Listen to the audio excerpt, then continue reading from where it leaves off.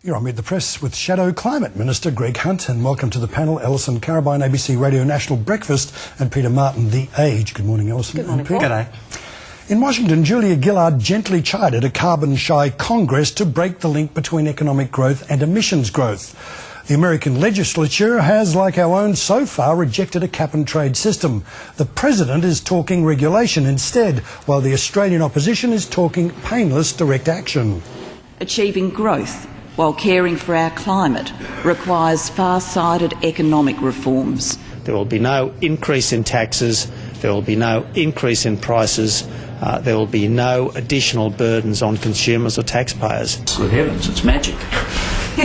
Of course, that is complete rubbish. Well, Greg Hunt, it's one thing to try and demolish the government's carbon price. It's another thing altogether to produce your own credible alternative. A cornerstone of direct action is paying polluters not to pollute. That is perceived as rewarding bad behaviour. Is it not akin to paying thieves not to steal, for example? No, this is false.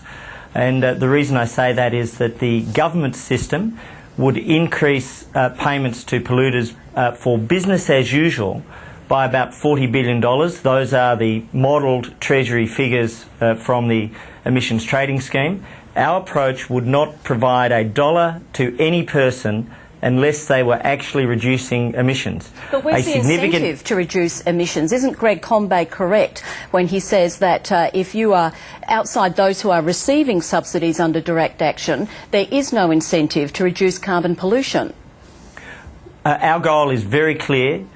Just as the water market involves a government buyback of water, we would provide incentives to people to reduce emissions.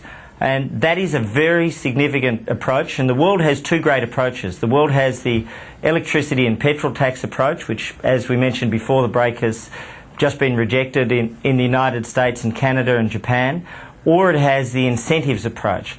And the incentives approach, I believe, is something which is not only going to work here, but will be increasingly deployed around the world. Well, Greg, you say that the incentive approach is preferred. People reject taxes. We had two rallies in Melbourne yesterday. One had 700 people, that was their estimate, at the no carbon tax rally. The other one had 7,000 people in favour of the carbon tax. Where's the people's revolt? I think you'd find that if you look at a broad-based assessment of the national numbers, as we saw in Newspoll this week, there was a far greater opposition to a carbon tax than there was support for it. So that was a random sample across the nation. Do you accept that it's in fact a coalition of groups, a lot of which I imagine you'd want to disassociate yourself with, believing as you do in climate change? This is not about belief, respectfully. It's about the right way to deal with the problem. And so when you look internationally, you see that you have a group such as the Nobel laureates. You have Finn Kydland, Thomas Schelling, Vernon Smith, all of whom produced a paper which looked at 15 different approaches to dealing with climate change. Their bottom three out of those 15 were variations on a carbon tax. In their top two was the idea of directly using technology incentives. Right at the top of the tree of what the Nobel laureates in economics were saying was directly using incentives for technology. At the bottom of the tree, because of the inefficiency around driving up electricity prices and the way in which it doesn't have a real impact in consumption or in changing supply, what you see is that the Nobel laureates themselves in economics said this was the worst way to go. When you use the word incentives, you're talking about tax rebates, tax breaks for people. We're actually talking about the government using a market to purchase the lowest cost emissions reductions. Let me give you an example. If farmers were able to capture carbon in soil or carbon in trees, they could be provided with incentives to do that. If we wanted to clean up and convert your lawn power station from the dirtiest brown coal to combined cycle gas, we would offer an incentive to do that to save 10 million tonnes per annum. They will not be changing, on the words of the CEO, from brown coal production under the government's carbon tax. But they would change under our incentive scheme. That's 10 million tonnes per annum, one source point, one power plant in Australia. But for the past week, Greg Hunt, the Coalition has struggled to come up and name one single economist who will endorse without any reservation your direct action policy over what the government is proposing. There is a perception the policy is a dud. It was stitched together very quickly a couple of years ago.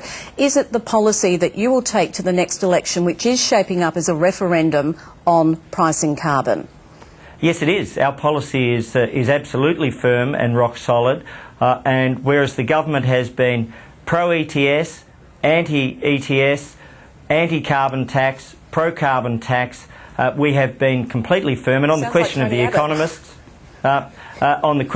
economists, let me start with Dick Warburton, Reserve Bank Board of Australia, the chairperson of the Board of Taxation, John White. Let me go through Stuart Allenson from Exegesis Economics, through Adrian Palmer, Exegesis Economics, and then you look at the Nobel laureates internationally, people, as I say, such as Finn Kydland, Thomas Schelling, Vernon Smith.